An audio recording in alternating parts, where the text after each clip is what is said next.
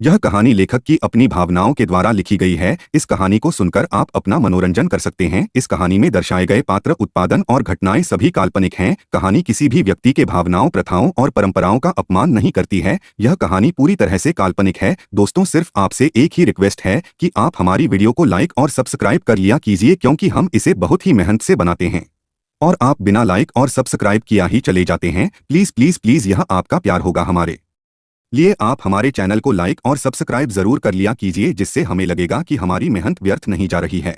Guys, ये story आगे तभी कंटिन्यू होगी जब इस पर 300 लाइक्स कंप्लीट हो जाएंगे, वरना आगे के एपिसोड नहीं आएंगे। एपिसोड 66। चांद नीचे गिरती। इससे पहले ही व्योम ने चांद को अपनी बाहों में संभाल लिया। व्योम के सभी बॉडीगार्ड्स ने चांद और उसे कवर कर लिया। व्योम की आंखों में एक अजीब सा डर नजर आ रहा था। उसने चांद की तरफ देखा और उसे उठाते हुए कहा, चांद अपनी आंखें खोलो। चांद की आंखें धीरे धीरे बंद हो रही थी। उसने अपनी आधी खुली आंखों से व्योम की तरफ देखकर धीरे से कुछ कहने की कोशिश की, पर उसके मुंह से कुछ निकल ही नहीं रहा था। व्योम ने चिल्लाते हुए कहा, चांद अपनी आंखें खुली रखो, मैं तुम्हें कुछ नहीं होने दूंगा, मैं तुम्हें कुछ भी नहीं होने दूंगा। कहते हुए व्योम ने चांद को अपनी गोद में उठा लिया। उसने चिल्लाते हुए कहा, इनमें से किसी को जिंदा मत छोड़ना, किसी को नहीं, और इन्हें मैं अपने हाथों से मारूंगा। इन्हें अभी के अभी यहां से लेकर जाओ। कोई नहीं बचना चाहिए, कोई भी नहीं। अगर एक भी इंसान यहां से भागने में कामयाब हुआ तो मैं तुम सबकी कब्र अपने हाथों से खो दूंगा। व्योम की बात सुनकर उसके बाकी बॉडीगार्ड्स ने उन सभी मिस्टीरियस आदमियों को घूर कर देखने लगे। व्योम ने चांद की तरफ देखा और चिल्लाते हुए कहा, अपनी आंखें खुली रखो, हम कुछ ही देर में अस्पताल पहुंच जाएंगे। कहते हुए व्योम चांद को अपनी गोद में लेकर दौड़ता हुआ कार की तरफ जाने लगा। उसकी धड़कन इस वक्त काफी ज्यादा तेज हो चुकी थी। उसे समझ नहीं आ रहा था कि क्यों, पर इस वक्त उसे चांद को इस कंडीशन में देखकर हद से ज्यादा तकलीफ महसूस हो रही थी। उसे साथ ही बहुत ज्यादा डर लग रहा था। शायद जिंदगी में वो पहली बार इतना ज्यादा डरा होगा। बचपन से उसे जो चाहिए था, उसे सब कुछ मिला था। उसे किसी चीज की कभी भी कोई कमी नहीं थी। बचपन से ही उसकी माँ से भी कोई लगाव नहीं था। उस वक्त उसे सावित्री जी से मतलब था, बाकी किसी से उसे कोई फर्क नहीं पड़ता था। पर आज चांद को इस कंडीशन में देखकर पहली बार वो घबराहट महसूस कर पा रहा था। व्योम चांद को लेकर जल्दी से अपनी कार के अंदर आकर बैठ गया। उसने देखा तो ड्राइवर मर चुका था। व्योम ने चिल्लाते हुए कहा, कोई कार चलाओ। उसके चिल्लाने की आवाज सुनकर पीछे से एक बॉडीगार्ड जल्दी से ड्राइविंग सीट पर आकर बैठ गया। उसने ड्राइवर की लाश को पैसेंजर सीट पर रख दिया और कार की स्पीड तेज करते हुए कार चलाने लगा। व्योम ने चांद को मजबूती से अपनी बाहों में पकड़ के रखा था। उसने चांद के चेहरे की तरफ देखा। उसका छोटा सा चेहरा पीला पड़ रहा था। व्योम ने धीरे से कहा, अपनी आंखें खोलो चांद, अपनी आंखें खोलो, मैं सच में तुम्हें परेशान नहीं करूंगा, प्लीज अपनी आंखें खोलो। कहते हुए व्योम चांद की आंखों में देख रहा था। उसकी आंखों से आंसू की बूंदें चांद के गालों पर टपक रही थी। आज शायद वो अग्निहोत्री पहली बार रो रहा था। व्योम ने प्यार से कहा, चांद प्लीज अपनी आंखें खोलो, प्लीज। कहते हुए भी व्योम चांद के चेहरे को थपथपाने लगा, पर चांद ने अपनी आंखें नहीं खोली। व्योम ने घबराते हुए चांद के नाक के पास अपना हाथ ले जाकर उसकी सांसें चेक की। चांद की सांस धीमी चल रही थी, जिसे महसूस करके व्योम की सांसें ऊपर नीचे होने लगी। उसने चिल्लाते हुए कहा, कार की स्पीड तेज करो, जितनी जल्दी हो सके हॉस्पिटल लेकर चलो। अगर देर हो गई तो मैं तुम्हें जिंदा नहीं छोड़ूंगा। व्योम की बात सुनकर बॉडीगार्ड ने कार की स्पीड तेज कर दी। व्योम ने चांद के छोटे से चेहरे को अपने हाथों में भरकर उसके होठों की तरफ देखा और उसके होठों पर अपने होंठ रखकर उसे सांस देने लगा। 2-3 बार ऐसा करने के बाद भी चांद ने अपनी आंखें नहीं खोली। व्योम ने गुस्से से कहा, देखो जादूगरनी, तुम मुझे से डरा नहीं सकती, अपनी आंखें खोलो। मैं पक्का तुम्हें जादूगरनी नहीं कहूंगा, सच में। मैं तुम्हारे लिए तुम्हारे फेवरेट चीज लेकर आऊंगा। तुम्हें टॉय चाहिए ना? मैं तुम्हें बहुत सारे टॉयज, टेडी बियर लेकर दूंगा। प्लीज अपनी आंखें खोलो, प्लीज। व्योम लगातार चांद को उठाने की कोशिश कर रहा था पर चांद अपनी आंखें नहीं खोल रही थी। व्योम ने धीरे से कहा, चांद प्लीज प्लीज अपनी आंखें खोलो। कहते हुए उसने चांद को मजबूती से अपने सीने से लगा लिया। व्योम की आंखों से लगातार आंसू निकल रहे थे। इस वक्त वो खुद को संभाल नहीं पा रहा था। वह भी रो ही रहा था कि तभी उसे चांद की धीमी आवाज सुनाई दी, सुनिए। चांद की आवाज सुनकर व्योम को पहले तो यकीन नहीं हुआ पर उसने जल्दी ही चांद का चेहरा अपने सीने से निकालकर उसका चेहरा अपने हाथों में भरकर देखा तो चांद आधी खुली आंखों से उसकी तरफ देख रही थी। चांद की आंखों में हल्की आंसू की बूंदें थी। चांद को होश में आया हुआ देखकर भी हमने रोते हुए कहा, तुम क्यों मुझे डरा रही हो? अब सोना मत, हम बहुत जल्दी हॉस्पिटल पहुंच जाएंगे। चांद ने धीरे से अपने हाथ को उठाने की कोशिश की पर वह अपने हाथ को उठा नहीं पा रही थी। व्योम ने उसके हाथ को अपने हाथ में लेकर उसकी हथेली को चूमते हुए कहा, क्या हुआ तुम्हें? चांद ने धीरे से कहा, दर्द हो रहा है। चांद की आवाज कांप रही थी। उसकी आंखों से भी आंसू निकल रहे थे। उसकी बात सुनकर व्योम ने उसके छोटे से चेहरे को चूमते हुए कहा, कुछ नहीं होगा, मैं हूं ना, तुम्हारा दर्द तुरंत गायब कर दूंगा। बस थोड़ी देर वेट कर लो, हम हॉस्पिटल पहुंचने वाले हैं। उसके बाद मैं डॉक्टर से कहूंगा कि वो तुम्हें दर्द ना होने दे। पक्का प्रॉमिस। अपनी आंखें बंद मत करना, आंखें खुली रखो। तुम्हें पता है ना, अगर हस्बैंड की बात नहीं मानते तो तुम्हारे महादेव गुस्सा हो जाते हैं, तो तुम मेरी बात मानोगी ना? अपनी आंखें खुली रखो। व्योम की बात सुनकर चांद ने दर्द भरी आवाज में कहा, सुनिए ना। व्योम ने प्यार से कहा, सुन रहा हूं, बताओ क्या हुआ? चांद ने धीरे से कहा, नींद आ रही है, बहुत नींद आ रही है, सोने दीजिए ना। व्योम ने चांद को मजबूती से अपने सीने से लगाया हुआ था। उसने धीरे से कहा, बस थोड़ी देर के लिए जाग जाओ। उसके बाद मैं तुम्हें अपनी गोद में सुलाऊंगा, पर तब तक नहीं, सोना मत, सोना नहीं। व्योम की बात सुनकर चांद ने धीरे से कहा, नहीं, बहुत नींद आ रही है, बहुत ज्यादा, बहुत दर्द भी हो रहा है, बहुत दर्द हो रहा है। कहते हुए चांद की आंखों से आंसू निकल रहे थे। वही उसकी बात सुनकर व्योम की आंखें खून की तरह लाल हो गई थी। उसने गुस्से से कहा, जिस किसी की वजह से तुम्हारी यह हालत हुई है, उसे अगर मैंने कुत्ते की मौत नहीं मारा तो मेरा नाम भी व्योम अग्निहोत्री नहीं। तुम्हें कुछ नहीं होने दूंगा चांद, कुछ भी नहीं। कहते हुए व्योम ने चिल्लाते हुए कहा, और कितनी देर लगेगी? ड्राइवर ने घबराते हुए कहा, सर 15 मिनट, हम मुंबई से बाहर है। मैं बहुत तेजी से कार चला रहा हूं पर फिर भी देर लग रही है। सर हॉस्पिटल मुंबई के अंदर है। ड्राइवर की बात सुनकर व्योम को समझ नहीं आ रहा था कि वो क्या करे। उसने चिल्लाते हुए कहा, अगर देर लग रही है तो चॉपर को बुलाओ, मैं और इंतजार नहीं कर सकता। व्योम की बात सुनकर ड्राइवर ने कहा, जी सर। कहते हुए उसने कार चलाते हुए ही पायलट को कॉल किया था ताकि वो चॉपर को लेकर उनकी कार जिस एरिया के आसपास है वहां पर कहीं आ सके। ड्राइवर ने अपनी लाइव लोकेशन शेयर कर दी और कार की स्पीड तेज कर दी। व्योम ने चांद की तरफ देखा, जिसकी आंखें धीरे धीरे बंद हो रही थी। उसने धीरे से कहा, चांद अपनी आंखें खोलो। चांद, तुम मेरी बात को टाल नहीं सकती, तुम्हारे महादेव गुस्सा करेंगे। चांद ने धीरे से कहा, पर हमें नींद आ रही है। कहते हुए उसकी आंखें बंद हो गई। व्योम उसे उठाने की कोशिश कर रहा था पर अब चांद पूरी तरह से बेहोश हो चुकी थी। घबराहट की वजह से व्योम की सांसें ऊपर नीचे हो रही थी। उसने चांद के छोटे से चेहरे को देखते हुए कहा, मैं तुम्हें कुछ नहीं होने दूंगा, कुछ भी नहीं। मैंने तुम्हें अपनी जिंदगी में आने के लिए नहीं कहा था। तुम खुद मेरी जिंदगी में आई थी और तुम तब तक मेरी जिंदगी से नहीं जा सकती जब तक मैं तुम्हें जाने के लिए ना कहूं, और मैं नहीं चाहता कि तुम कभी भी मेरी जिंदगी से जाओ, कभी भी नहीं। कहते हुए व्योम ने मजबूती से चांद को गले लगा लिया। कुछ ही देर बाद उनकी कार एक खुले ग्राउंड में आकर रुकी। ड्राइवर ने चिल्लाते हुए कहा, सर पायलट इंतजार कर रहा है, जल्दी चलिए। ड्राइवर की बात सुनकर व्योम ने जल्दी से चांद को अपनी बाहों में लिया और कार का दरवाजा खोलकर वो दौड़ता हुआ चॉपर की तरफ भागकर उसके अंदर बैठ गया। व्योम के अंदर बैठते ही पायलट ने चॉपर को स्टार्ट कर दिया और कुछ ही देर में वो लोग हवा में थे। वो हमने चिल्लाते हुए कहा, जितनी जल्दी हो सके अस्पताल पहुंचो।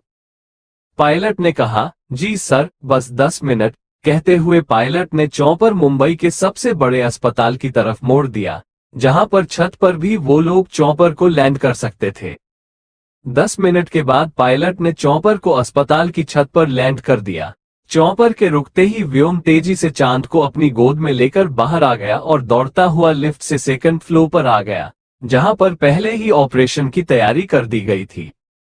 कुछ देर बाद व्योम अपने दोनों हाथ अपनी आंखों पर रखकर बेंच पर बैठा हुआ था।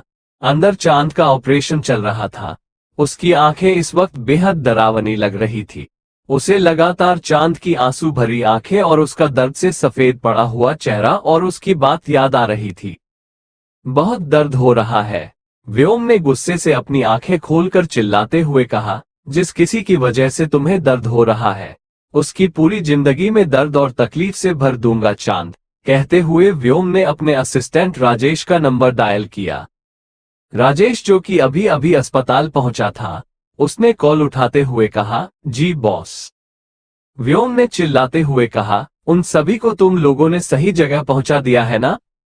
राजेश ने अंदर आते हुए कहा, यस बॉस, आपने जो कहा था हमने सब कुछ कर दिया है और उनके बॉस को भी हम ढूंढने की कोशिश कर रहे हैं, पर अभी तक उसके बारे में कुछ पता नहीं चला है। राजेश की बात सुनकर वो हमने चिल्लाते हुए कहा, एक दिन का वक्त दे रहा हूं।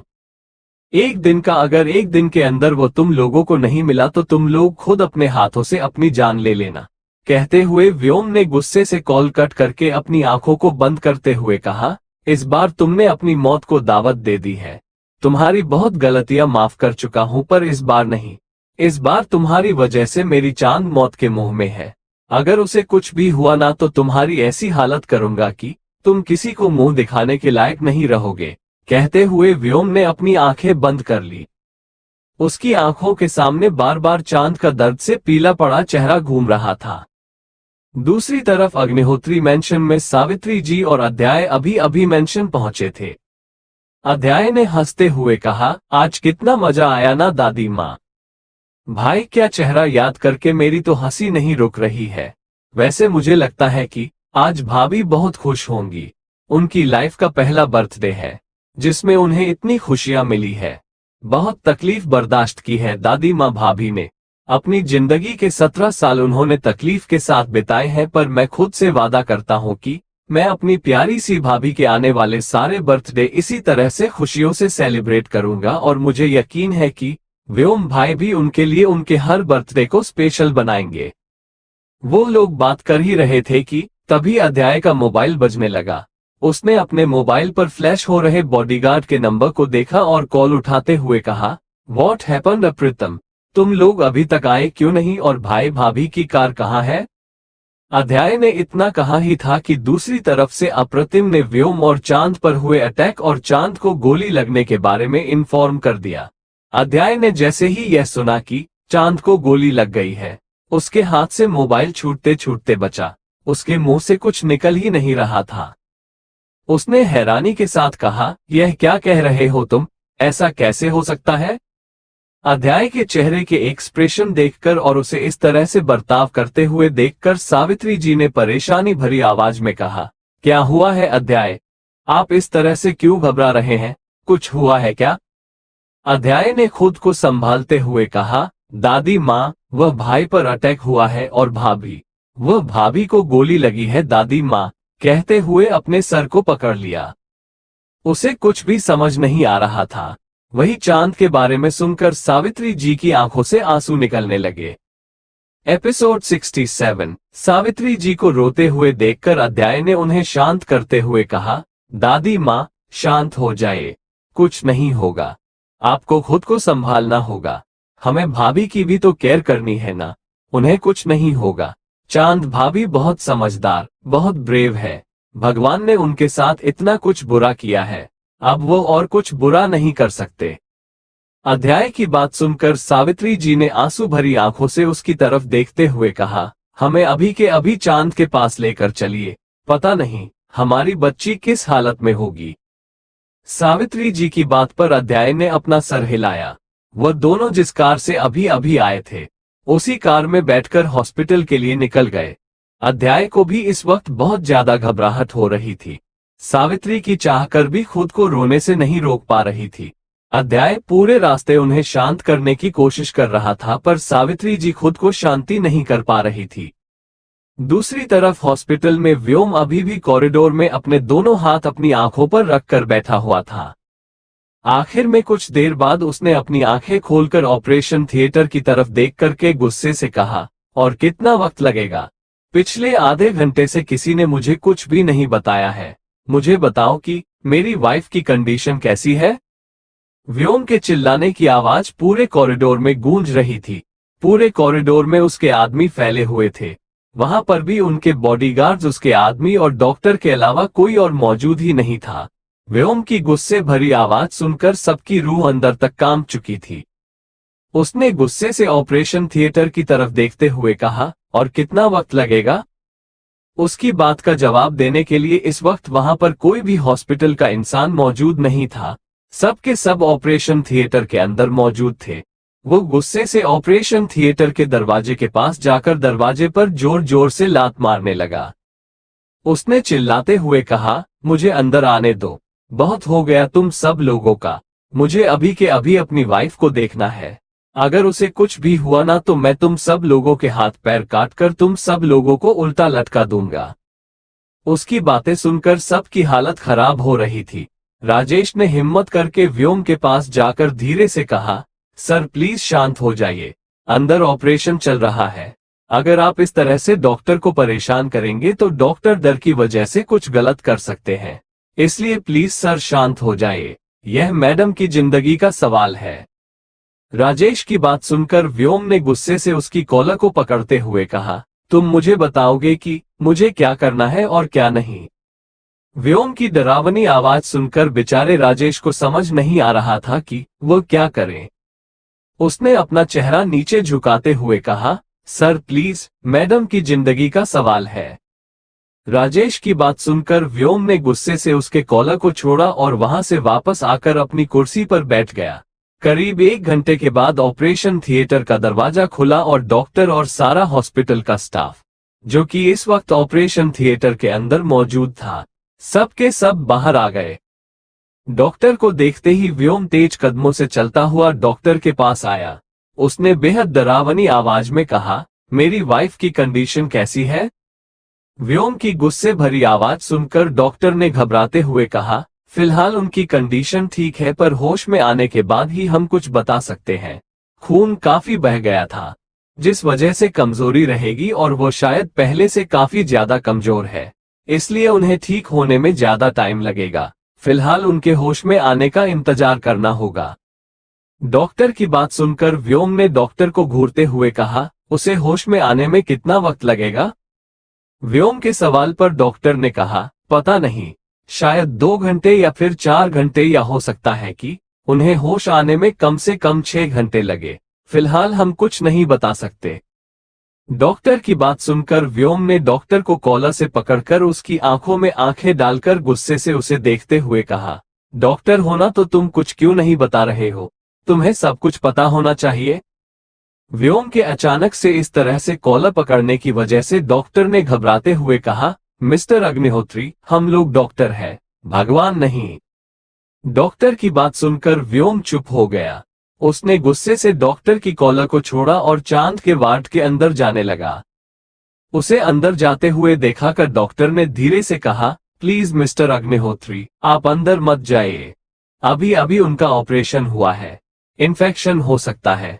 अगर इन्फेक्शन हुआ तो उनकी कंडीशन खराब हो जाएगी। डॉक्टर की बात सुनकर व्योम के कदम दरवाजे पर ही रुक गए।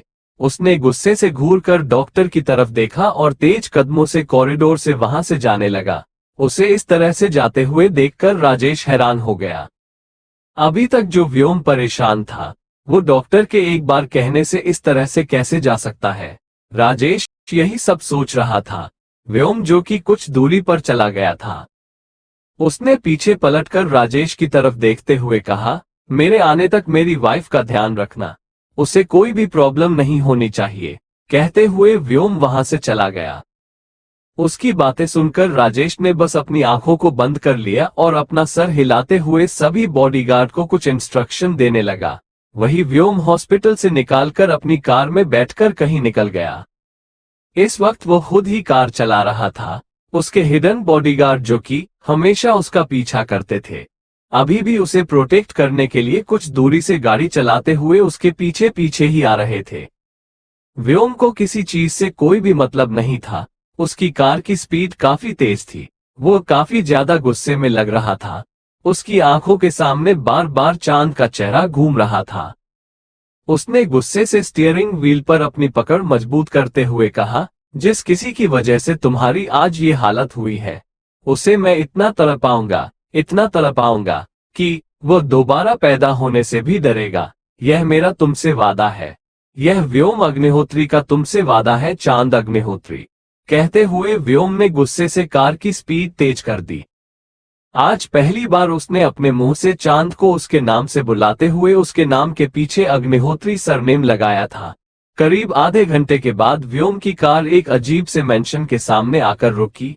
वो मैंशन दिखने में ही किसी खंडहर की तरह लग रहा था। आसपास सिर्फ उजड़ी हुई जमीन और बंजर खेत नजर आ रहे थे। व्योम ने गुस्से से उस मैंशन की तरफ देखते हुए कहा, आज तुम लोगों की सिर्फ चीखें ही हर किसी को सुनाई देगी। कहते हुए तेज कदमों से चलते हुए वो उस खंडहर के अंदर अपने कदम बढ़ाने लगा। जैसे जैसे वो अंदर आ रहा था, उसे लोगों के दर्द से चिल्लाने की आवाज सुनाई दे रही थी। वो कॉरिडोर से गुजरते हुए दोनों तरफ जेल में बंद आदमियों की तरफ देख रहा था, जिन्हें जानवरों की तरह मारा गया था। कुछ की तो बॉडी से भी चमड़ी निकल गई थी। उनमें से किसी की भी हालत देखकर व्योम को किसी पर भी कोई तरस नहीं आ रहा था। कुछ देर बाद वो एक रूम के सामने आकर खड़ा हो गया। रूम के बाहर दो बॉडीगार्ड थे, जिन्होंने व्योम को देखकर अपना चेहरा नीचे झुका लिया। व्योम ने उन्हें घूरते हुए कहा, क्या सब लोग अंदर ही है? उन लोगों ने बस अपना सर हिला दिया। व्योम ने अपना सर हिलाया और दरवाजा खोलकर अंदर आ गया। अंदर आते ही उसका ध्यान कई सारे लोगों पर गया, जिनकी बॉडी पर एक भी कपड़ा नहीं था और उनकी बॉडी पर हजारों निशान थे और जख्मों पर नमक मिर्च डाला हुआ था। ये सारे वही लोग थे जिन्होंने आज व्योम और चांद पर अटैक किया था। उनमें से किसी की भी हालत ठीक नहीं लग रही थी। ऐसा लग रहा था जैसे उन्हें हद से ज्यादा टॉर्चर किया गया हो। अंदर आकर व्योम ने मुस्कुराते हुए कहा, अच्छा लग रहा है ना तुम लोगों को? बहुत मजा आता है ना दूसरों की लाइफ में इंटरफेयर करने का? जब तुम लोग जानते थे कि बेफिजूल में मेरे ऊपर अटैक करने वाले लोगों से कितनी नफरत है, तो क्यों मरने के लिए मेरे सामने आ गए? जब तुम जानते थे कि तुम्हारी यही हालत होने वाली है, तो तुम लोग क्यों मेरे सामने आए? कहते हुए व्योम ने साइड में रखा हुआ हंटर उठाया। हंटर पर बेहद नुकीले कांटे लगे हुए थे, जिसे देख व्योम होठों के कोने टेढ़े हो गए। उसने हंटर को उठाया और उन सभी आदमियों की पीठ पर जोर जोर से मारने लगा। वो पहले से ही आधी बेहोशी की हालत में नीचे पड़े हुए थे और व्योम के इस तरह से पीटने की वजह से कुछ ही पल में फिर से वो लोग बेहोश हो गए। उन्हें बेहोश होते हुए देखकर व्योम ने कहा, इन्हें बस टॉर्चर करना है, टॉर्चर करना है, टॉर्चर करना है, इतना टॉर्चर करना है कि यह मौत की दुआ मांगे पर इन्हें मौत ना मिल सके। व्योम की बात सुनकर उसके बॉडीगार्ड्स ने उन सभी के ऊपर गर्म पानी डाल दिया। अगले ही पल वो सभी लोग दर्द भरी चीखों के साथ नींद की आगोश से बाहर आ गए। उनमें से एक के पास जाकर व्योम ने उसके बालों को पकड़कर उसके बाल खींचते हुए कहा, तूने मेरी चांद को हाथ लगाया था ना? मुझे तेरी उंगलियों को काटने का दिल कर रहा है। वैसे भी काफी दिनों से किसी के हाथों को पैरों को काटा नहीं, तुझसे ही शुरू करते हैं। कहते हुए व्योम ने पीछे पलटकर अपने बॉडीगार्ड की तरफ देखा। बॉडीगार्ड ने जल्दी से उसके हाथ में एक चाकू दे दिया।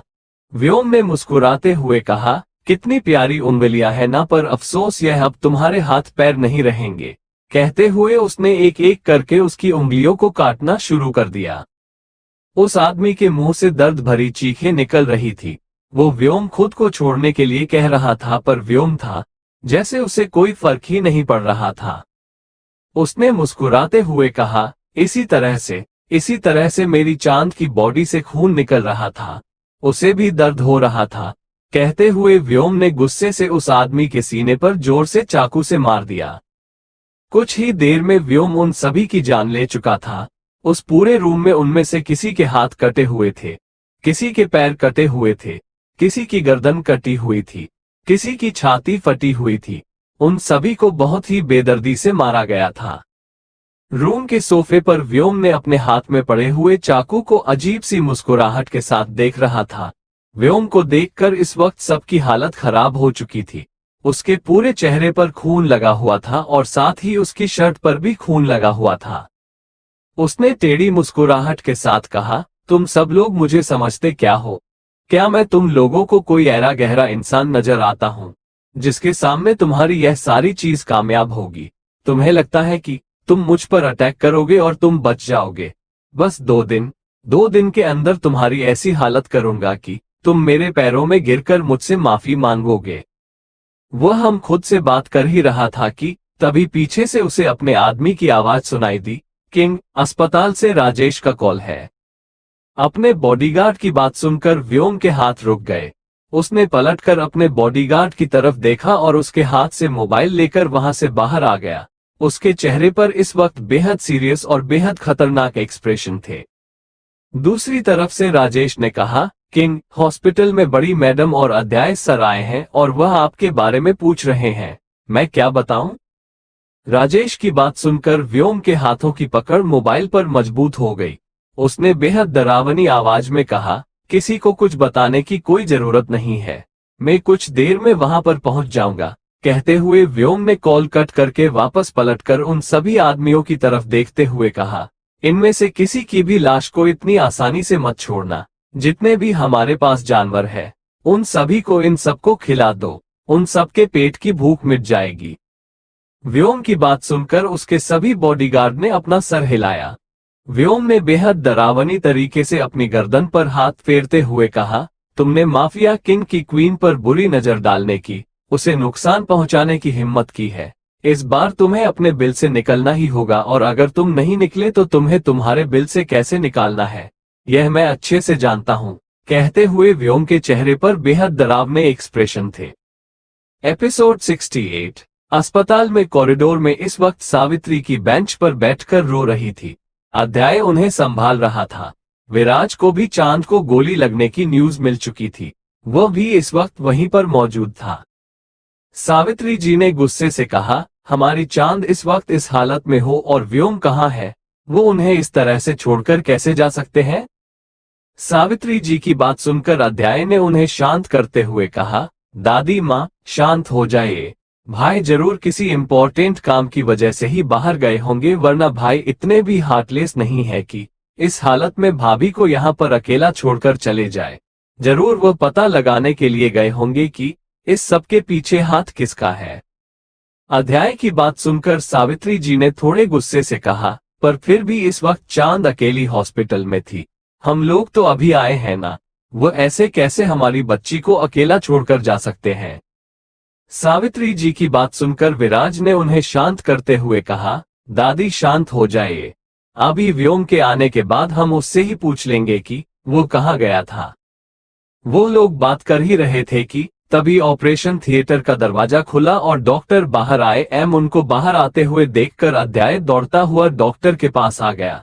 सावित्री की भी डॉक्टर के पास आकर खड़ी हो गई। अध्याय ने परेशानी भरी आवाज में कहा, डॉक्टर मेरी भाभी कैसी है? वो ठीक तो है ना?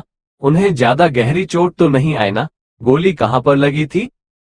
अध्याय के सवालों का डॉक्टर ने उसे शांत करते हुए कहा, शांत हो जाइए, वो बिल्कुल ठीक है। उनकी पीठ में गोली लगी थी, हालांकि ब्लड लॉस ज्यादा हो गया है जिस वजह से वो बेहोश है। उन्हें कुछ देर बाद होश आ जाएगा। डॉक्टर की बात सुनकर कि चांद बिल्कुल ठीक है, सावित्री जी ने सुकून की सांस ली। उनकी आंखों में अभी भी आंसू थे। अध्याय सावित्री जी को गले लगाते हुए कहा, दादी माँ, अब तो रोना बंद कीजिए। डॉक्टर ने भी कह दिया है कि भाभी बिल्कुल ठीक है। भाभी इतनी अच्छी है कि भगवान उनके साथ कुछ गलत कर ही नहीं सकते। अध्याय की बात सुनकर सावित्री जी ने गुस्से से कहा, क्या गलत नहीं कर सकते? इतने सालों तक दर्द और तकलीफ बर्दाश्त करने के बाद भी आज जब पहली बार उसका जन्मदिन हम खुशी से सेलिब्रेट करने वाले थे तो हमारी बच्ची की यहाँ हालत हो गई। आखिर क्या उस ऊपर वाले को उस पर तरस नहीं आता? सावित्री जी की बात सुनकर अध्याय के पास बोलने के लिए कुछ भी नहीं था। उसने उन्हें शांत करते हुए कहा, दादी प्लीज शांत हो जाइए, इस तरह से आप अपनी भी तबीयत खराब कर लेंगे। कहते हुए अध्याय ने सावित्री जी को वापस बेंच पर बैठा दिया। डॉक्टर ने कुछ देर बाद चांद को नॉर्मल वार्ड में शिफ्ट करने के लिए कह दिया। चांद अभी भी बेहोश थी और उसके वार्ड में सोफे पर विराज और अध्याय बैठे हुए थे। सावित्री की चांद के बगल में कुर्सी पर बैठकर उसके छोटे से चेहरे की तरफ देख रही थी, जो कि इस वक्त सफेद पड़ा हुआ था। सुबह तक खिले हुए चांद के चेहरे को इस तरह से मुरझाया हुआ देखकर उन्हें बिल्कुल भी अच्छा नहीं लग रहा था। चांद के हाथों में इस वक्त ड्रिप लगी हुई थी। उन्होंने चांद के दूसरे हाथ को अपने हाथ में लेकर उसकी हथेली को चूमते हुए कहा, पता नहीं भगवान की क्या दुश्मनी है, सारे दुख सारी तकलीफ आपकी ही जिंदगी में लाकर रख दी है, पर हम वादा करते हैं हम आपको खुश रखने की, हम आपकी जिंदगी से दुख और तकलीफ निकालने की पूरी कोशिश करेंगे। कहते हुए सावित्री जी की आंखों से आंसू निकल रहे थे। वो चांद को इस कंडीशन में नहीं देख पा रही थी। विराज ने अध्याय की तरफ देखते हुए कहा, अध्याय दादी को संभालो, उनकी हालत खराब हो जाएगी। पहले से ही डॉक्टर ने उन्हें स्ट्रेस लेने से मना किया है, अगर वह ऐसे ही स्ट्रेस लेते रहेंगे तो हमें प्रॉब्लम हो जाएगी। विराज की बात सुनकर अध्याय ने अपना सर हिलाया और सावित्री जी के पास आ गया। उसने सावित्री जी की तरफ देखते हुए कहा, दादी माँ प्लीज, भाभी ठीक है, उन्हें कुछ देर बाद होश आ जाएगा, आप पहले मेरे साथ घर चलिए, आपको आराम की जरूरत है। अध्याय की बात सुनकर सावित्री जी ने गुस्से से कहा, हम कहीं नहीं जाने वाले, जब तक हमारी चांद को होश नहीं आ जाता तब तक तो बिल्कुल भी नहीं, हम यहीं पर रहेंगे।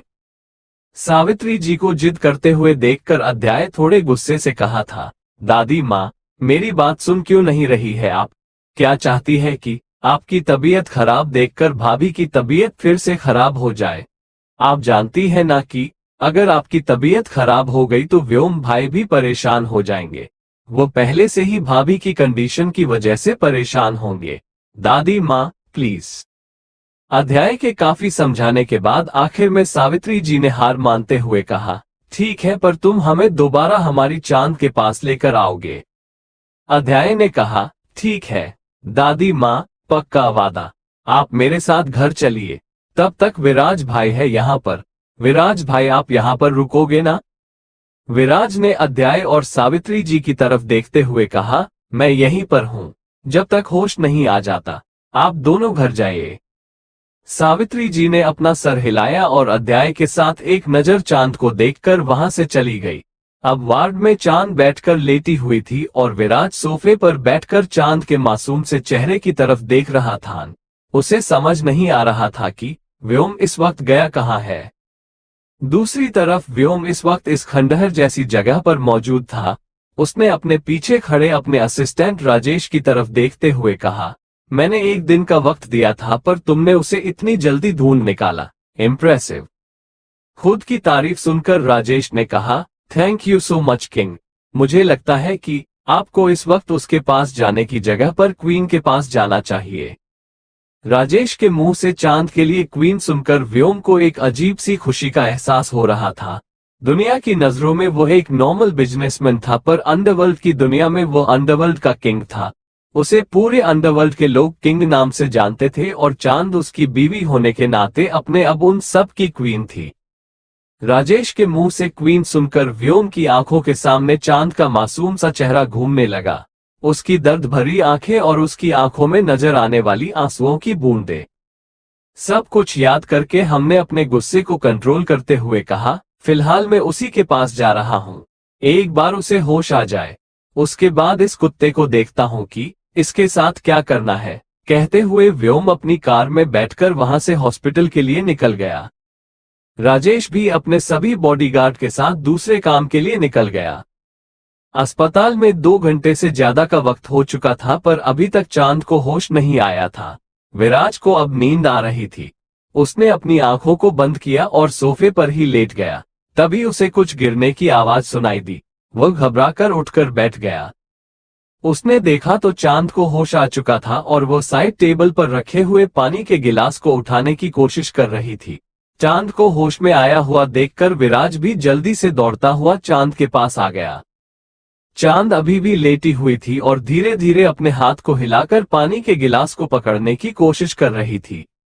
विराज ने चांद के पास आकर घबराते हुए कहा, क्या हुआ, तुम्हें पानी चाहिए? रुको, कहते हुए उसने चांद को उठकर बिठाने की कोशिश की तो चांद के मुंह से दर्द की वजह से आह निकल गई। विराज ने देखा तो चांद की पीठ बैंडेज किया गया था। चांद ने इस वक्त ऊपर ज्यादा कपड़े नहीं पहने हुए थे क्योंकि घाव उसकी पीठ पर था। उसको इस कंडीशन में देखकर विराज ने जल्दी से उसे कंबल से देखते हुए कहा, तुम पानी पी लो। कहते हुए विराज ने चांद को पानी पिलाया। विराज भले ही वो व्योम को चिढ़ाने के लिए जानबूझकर कहता था कि वो चांद से शादी करेगा, पर उसके दिल में चांद के लिए ऐसा कुछ भी नहीं था। वो बस चांद और व्योम दोनों को एक दूसरे के करीब देखना चाहता था और वो दिल से चांद को अपनी भाभी ही मानता था। चांद ने कमजोर आवाज में कहा, हमें दर्द हो रहा है। अभी भी वो पूरी तरह से ठीक नहीं थी, ना ही उसे कुछ समझ आ रहा था कि वो कहाँ है। उसे ठीक से समझ में नहीं आ रहा था कि इस वक्त उसके साथ हो क्या रहा है। चांद की आवाज सुनकर विराज ने कहा, तुम यहीं रुको, मैं नर्स को बुलाकर लाता हूँ। कहते हुए विराज वहां से बाहर चला गया। वही चांद अपनी आंसू भरी आंखों से सीलिंग को देखने लगी। इस वक्त उसे बहुत ज्यादा तेज दर्द महसूस हो रहा था। दर्द की वजह से वो कुछ बोल भी नहीं पा रही थी। विराज कुछ ही देर में नर्स को लेकर वार्ड में आ चुका था। उसने नर्स की तरफ देखते हुए कहा, मैं बाहर ही हूँ, अगर आपको किसी चीज की जरूरत हो तो मुझे बुला लेना। कहते हुए विराज वहां से बाहर चला गया।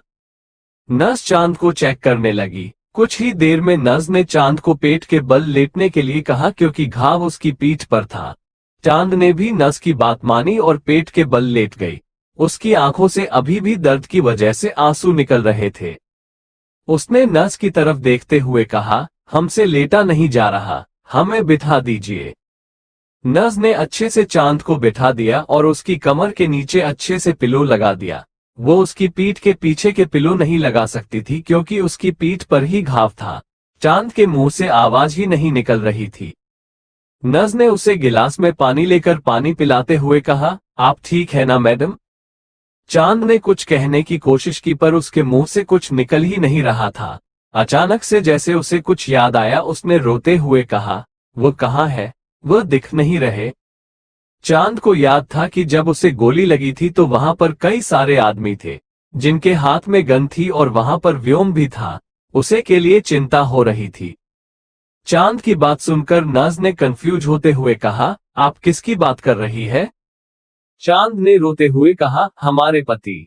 चांद की बात सुनकर नर्स ने कहा, अच्छा मैं अभी बुला कर लाती हूँ। कहते हुए नर्स जल्दी से बाहर आ गई। इस वक्त में व्योम दौड़ता हुआ कॉरिडोर से चांद के वार्ड के पास आ गया। बाहर विराज परेशानी से चक्कर काट रहा था। व्योम भी अब तक विराज के पास आ चुका था।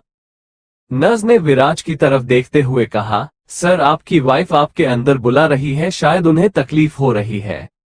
नर्स के मुंह से चांद के लिए अपनी वाइफ सुनकर विराज की आंखें हैरानी से बड़ी हो गई। वही व्योम जो कि अभी अभी वहां पर आया था। जैसे ही उसने सुना कि नर्स विराज को चांद का पति कह रही है, उसने गुस्से से चिल्लाते हुए कहा, तुम्हारा दिमाग खराब है, मैं हूं उसका पति। कहते हुए एक नजर गुस्से से विराज की तरफ देखा, जैसे इसमें भी विराज की ही गलती हो। विराज ने मासूम सा चेहरा बनाकर व्योम की तरफ देखा, जैसे कह रहा हो अब इसमें मेरी क्या गलती, जब तुम यहाँ पर नहीं थे मैं था, इसलिए उसने मुझे चांद का पति समझ लिया। विराज की आंखों के भाव देखकर व्योम ने गुस्से से कहा, तुम्हें तो मैं बाद में देखूंगा। कहते हुए को वार्ड के अंदर आ गया। अंदर आते ही उसका ध्यान बेड पर बैठी चांद पर गया, जिसकी आंखें बंद थी और उसकी आंखों से अभी भी आंसू निकल रहे थे। व्योम ने अंदर आते ही धीरे से कहा, चांद। व्योम उनके मुंह से अपना नाम सुनकर चांद ने अपनी आंखें खोलकर अपना चेहरा ऊपर उठाकर देखा तो सामने खड़े व्योम को देखकर उसकी आंखों से पानी की तरह आंसू निकलने लगे।